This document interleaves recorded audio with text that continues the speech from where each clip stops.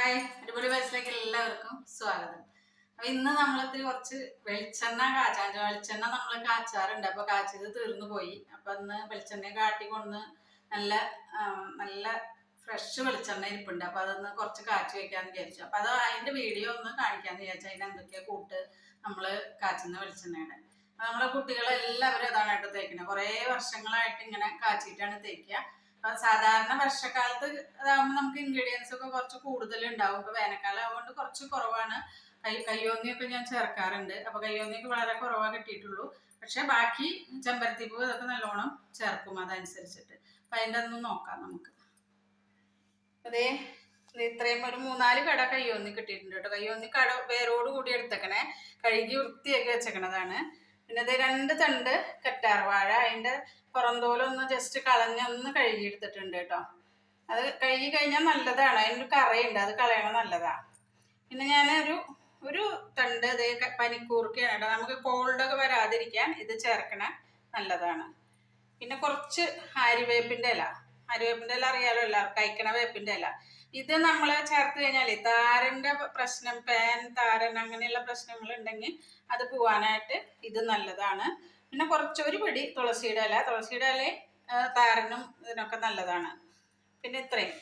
പിന്നെ നമ്മൾ ചേർക്കുന്നത് കൂടുതലും കറിവേപ്പിലയാണ് കേട്ടോ. അത് പിന്നെ ഇഷ്ടം പോലെ ഉണ്ട്. അപ്പോൾ ഇത്രയും കറിവേപ്പില എടുത്തിട്ടുണ്ട്. ഏകദേശം ഇത്രയും കറിവേപ്പില എടുത്തിട്ടുണ്ട്. പിന്നെ ഒരു 10-20 ചെമ്പരത്തി പൂവ്. ഇത് എത്ര ചേർത്താലും നല്ലതാട്ടോ. ഇത് കിട്ടിക്കഴിഞ്ഞാൽ അതിൻ്റെ എതള് മാത്രം 5 എതള് ചെമ്പരത്തിയാണ് നമ്മൾ ചേർക്കുന്നത്. മറ്റുള്ള ചെമ്പരത്തി എടുക്കരുത്. 5 എതളിനാണ് മരുന്നിൻ്റെ ഔഷധ ഗുണമുള്ളത്. അതിൻ്റെ മൊട്ടും എടുക്കാം കേട്ടോ. നമ്മൾ മൊട്ട് കൊടുത്തിട്ടുണ്ട്. ബാക്കി ഇത് എതള് ഉതിർത്തി വെച്ചേക്കണതാണ്. പിന്നെ അതിലേക്ക് ചെറിയുള്ളി ഇതിൻ്റെയൊക്കെ നമ്മൾ ജ്യൂസ് എടുക്കും കേട്ടോ. അരച്ചിട്ട് നമ്മൾ അരിക്കണമെങ്കിൽ അരിക്കാം, അല്ലെങ്കിൽ ഡയറക്റ്റ് ഇടണമെങ്കിൽ ഇടാം. ഞാൻ അരിച്ചിട്ടാണ് ചേർക്കാറ്. അപ്പം നമുക്ക് ചെറിയുള്ളി ഇതൊക്കെ ഒന്ന് ആയി വരുമ്പോൾ ചെറിയുള്ളി നമ്മൾ ഒരു 3/4 ഭാഗം എണ്ണ ആയി വരുമ്പോഴാണ് നമ്മൾ ചെറിയുള്ളി ചേർക്കുക. പിന്നെ അതിലേക്ക് കുറച്ച് കരിഞ്ജീരകം വെള്ളത്തിലിട്ട് വെച്ചിട്ടുണ്ട്. ഇതൊക്കെ കോൾഡ് വരാതിരിക്കാൻ നല്ല കേട്ടോ. കരിഞ്ജീരകം, തുളസി ഈ താരൻ്റെ ഇതിനും കോൾഡ് വരാതിനൊക്കെ നല്ലതാണ്. പനിക്കൂർക്കൊക്കെ നല്ലതാണ്. അതേപോലെ കരിഞ്ജീരകവും അതെ കുട്ടികൾക്കൊക്കെ തേപ്പിക്കാൻ നമുക്ക് ഇങ്ങനെ കാച്ചി കഴിഞ്ഞാൽ.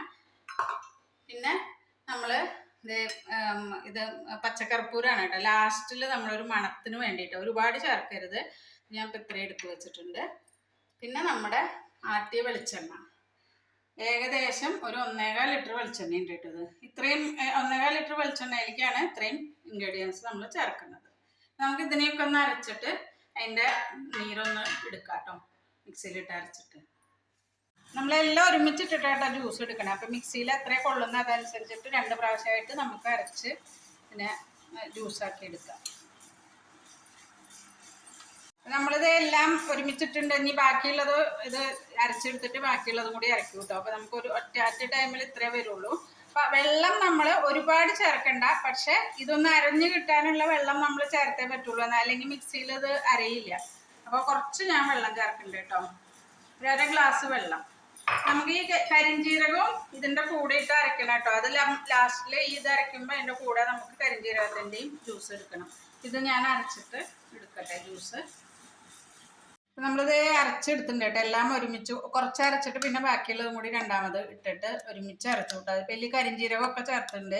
അപ്പോൾ കരിഞ്ജീരകം എപ്പോഴും ഒരു മണിക്കൂർ മുമ്പൊന്ന് വെള്ളത്തിലിട്ട് വെക്കണം കേട്ടോ, കഴുകിയിട്ട്. എന്നിട്ട് അതും കൂടി ഒരു 2 സ്പൂൺ കരിഞ്ജീരകം വേണ്ടു. അതും കൂടി ഇതിൽ അരച്ചെടുത്തിട്ടുണ്ട്. അതിനൊന്ന് നമുക്ക് അരിച്ചെടുക്കണം.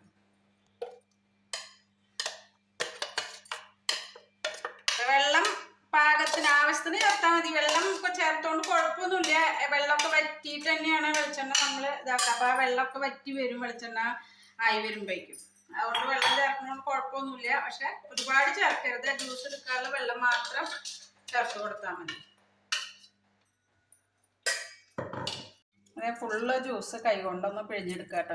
നമ്മൾ അരിപ്പയിൽ വെച്ച് അരിക്കുമ്പോൾ മുഴുവനായിട്ട് അങ്ങോട്ട് കിട്ടില്ല. അത് കൈ കൊണ്ടൊന്ന് പിഴിഞ്ഞു കൊടുക്കണം.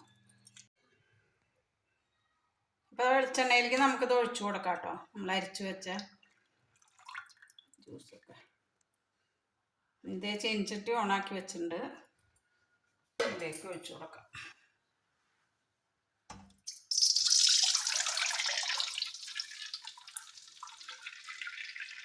ഇതൊരു മീഡിയം ഫ്ലെയിമിൽ നമ്മൾ അടുപ്പിലെ വയ്ക്കണ വെച്ചാൽ പിന്നെ നമുക്ക് പാകത്തിന് ചെയ്യാം. ഇതിപ്പം ഒരു മീഡിയം ഹൈ ഫ്ലെയിമിൽ വെക്കരുത് കേട്ടോ, മീഡിയം ഫ്ലെയിമിൽ ഇരുന്നിട്ട് പതുക്കെ ആയി വരണം. ഇളക്കി കൊടുക്കണം, നമ്മൾ തുടരെ ഇങ്ങനെ ഇടയ്ക്കിടയ്ക്ക് ഇളക്കി അടി പിടിക്കാതെ ഇളക്കി കൊടുക്കണം. അടി പിടിക്കാൻ പാടില്ല, എണ്ണ കരിയാൻ പാടില്ല. എണ്ണയുടെ ഇതിനൊരു പാകം, ഒരു മണൽ പാകം എന്നാ പറയാം. വെളിച്ചെണ്ണ തലയിൽ തേക്കാനുള്ള വെളിച്ചെണ്ണയ്ക്ക് എപ്പോഴും ഒരു മണൽ പാകത്തിലാണ് നമ്മളത് എടുക്കേണ്ടത്. അത് നമ്മൾ അതിൻ്റെ പിശുടെ പിടിച്ച് നോക്കി കഴിഞ്ഞാൽ ഒരു തരുതരുന്നനെ ആവും. ആ ഒരു പാകത്തിന് നമ്മൾ വാങ്ങണം പെട്ടെന്ന്. അല്ലെങ്കിൽ തേക്കുന്നവർക്ക് എല്ലാ അസുഖങ്ങളൊക്കെ വരും, കോൾഡ് വരും, അങ്ങനെയൊക്കെ പ്രശ്നം വരും. അപ്പം നമ്മൾ വെളിച്ചെണ്ണയുടെ പാകം കറക്റ്റ് എടുക്കണം തേക്കുമ്പോൾ, തേക്കാനുള്ള വെളിച്ചെണ്ണയ്ക്ക്. ഇത് തിളച്ചിട്ടുണ്ട് കേട്ടോ. ഇനി നമ്മളിത് ഇങ്ങനെ തുടരെ ഇളക്കിക്കൊണ്ടിരിക്കണം. അത് പാകമായി തുടങ്ങുമ്പോൾ ഇങ്ങനെ ഉരുണ്ട് താഴെ പിശുടൊക്കെ ഇങ്ങനെ വന്നു തുടങ്ങും കുറേശ്ശെ ആയിട്ട്. പിന്നെ അത് ഒന്ന് നല്ല ഡ്രൈ ആയിട്ട് വരും. അപ്പം നമ്മൾ ഒരു മുക്കാൽ ഭാഗം ആയിക്കഴിഞ്ഞാൽ നമ്മൾ ഈ ഉള്ളി ഇട്ട് കൊടുക്കണം കേട്ടോ. ഇപ്പോഴേ ഉള്ളി ഇട്ട് കഴിഞ്ഞാൽ ഉള്ളി ഇടേണ്ട ആവശ്യമില്ല. ഉള്ളി ആ ലാസ്റ്റിൽ ഒരു മുക്കാൽ ഭാഗം ആകുമ്പോഴേ ഉള്ളി ഇടണ്ടോ. അപ്പം പിന്നെ അതൊന്ന് ഉള്ളിയൊന്നും പൊരിയണ പാകത്തിൽ നമ്മളിതിനെ ഓഫാക്കും. നമ്മുടെ ദേ ആ പിശുടൊക്കെ ഒന്ന് ഇങ്ങനെ ഉരുണ്ട് കൂടി വന്നു തുടങ്ങിയിട്ട് നമുക്കിത് ചെറിയ ഉള്ളി അരിഞ്ഞ് വെച്ച് ആഡ് ചെയ്ത് കൊടുക്കാം.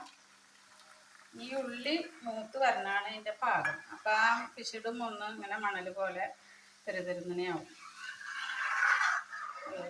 നമ്മുടെ എണ്ണ റെഡി ആയിട്ടുണ്ട് കേട്ടോ. ഞാൻ തീ ഓഫാക്കാൻ പോവാണ്, ഞാൻ കാണിച്ചു തരാം. ഇതിപ്പോൾ ഉള്ളിയൊക്കെ കണ്ടില്ലേ, മൂത്ത് നല്ല പാകമായിട്ട് വന്നിട്ടുണ്ട്. ഇതിൻ്റെ പിശുട് കുറവാണ്, എന്താ വെച്ചാൽ നമ്മൾ അരിച്ചെടുത്തുള്ളൂ. അപ്പോൾ അതേ ഇങ്ങനെ പിടിച്ചു കഴിഞ്ഞാൽ ഉണ്ടാവും ഒരു കയ്യിൽ നമ്മൾ അലിയിലപ്പോൾ ഒരു മണൽ പരുവായിട്ടുണ്ട്. അതേപോലെ തന്നെ ഉള്ളിയൊക്കെ മൂത്ത് വന്നിട്ടുണ്ട്. പിന്നെ ഇത് ഒന്നൊരു 2 മിനിറ്റ് ഒന്ന് ഇങ്ങനെ വെക്കണം കേട്ടോ. അപ്പോൾ അത് ആ ഉള്ളിയൊക്കെ കറക്റ്റായിട്ട് മൂത്ത്. അപ്പോൾ അത് ഇരുമ്പിൻ്റെ ചീൻചട്ടി ആവുകൊണ്ട് ഞാനൊരു മിനിറ്റ് മുന്നേ ഓഫാക്കിയത്. എന്താ വെച്ചാൽ അതിൽ ഇരുന്നൊന്നും ആവും. ഇത് ആ ചൂടോടുകൂടി തന്നെ നമുക്ക് അരിച്ചെടുക്കണം. അപ്പോൾ ഒരു മിനിറ്റ് 1-2 മിനിറ്റ് ഇരിക്കട്ടെ കേട്ടോ. എന്നിട്ട് നമുക്കിത് അരിച്ചെടുക്കാം. നമുക്കിനി ഇത് ചൂടോടുകൂടി തന്നെ അരിച്ചെടുക്കാം കേട്ടോ. എന്താ വെച്ചാൽ അല്ലെങ്കിൽ എണ്ണ മുഴുവൻ ഇരുന്ന് പോരില്ല. തണുത്ത് കഴിഞ്ഞാൽ എണ്ണ പിന്നെ അതിൽ പിടിക്കും. അപ്പം പിന്നെ ഫുള്ളായിട്ടുള്ള എണ്ണ നമുക്ക് കിട്ടില്ല.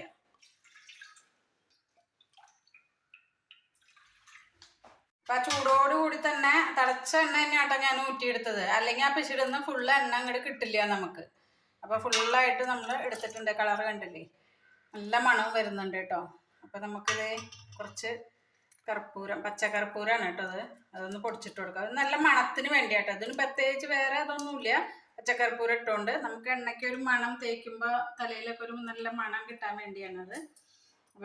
പണ്ട് കാലത്തൊക്കെ നമ്മൾ എണ്ണ തേച്ച് കുളിച്ച് കഴിഞ്ഞാൽ ഒരു പ്രത്യേക മണം ഉണ്ടാവില്ലേ. പച്ചക്കർപ്പൂരം ഇട്ട് കഴിഞ്ഞാൽ ഒരു മണം കിട്ടും. അപ്പം അതിന് വേണ്ടിയാണ് ചേർക്കുന്നത്. ഒരുപാട് ചേർക്കും വേണ്ട, ഇത്ര ചേർത്താൽ മതി. നമ്മൾ മുഴുവൻ എടുത്തിട്ടില്ല കേട്ടോ, ഇത്രയാണ് ചേർത്തേക്കുന്നത്. ഏകദേശം 1 ലിറ്റർ എണ്ണയുണ്ട്. 1 ലിറ്റർ കാച്ചി വന്നപ്പോൾ 1 ലിറ്റർ എണ്ണ ഉണ്ടാവും. നമ്മൾ 1.25 ലിറ്റർ എടുത്തത്. ഇനി ഇത് തണുത്ത് കഴിഞ്ഞാൽ നല്ല, നമ്മളിപ്പോൾ എടുക്കണ പാത്രം ആയാലും നന്നായി കഴുകി ഉണക്കി വെയിലത്ത് വെച്ച് ഉണക്കുക, അല്ലെങ്കിൽ ഗ്യാസമ്മ വെച്ചിട്ടൊന്ന് ചൂടാക്കുക. അപ്പോൾ ആ പാത്രം നന്നായിട്ട് ഡ്രൈ ആവും. വെള്ളം ഇല്ലാണ്ട് ഉണക്കിയെടുക്കുക, അല്ലെങ്കിൽ പെട്ടെന്ന് ഈ എണ്ണ കേടുവരും, വെള്ളത്തിൻ്റെ അംശം ഇരുന്ന് കഴിഞ്ഞാൽ.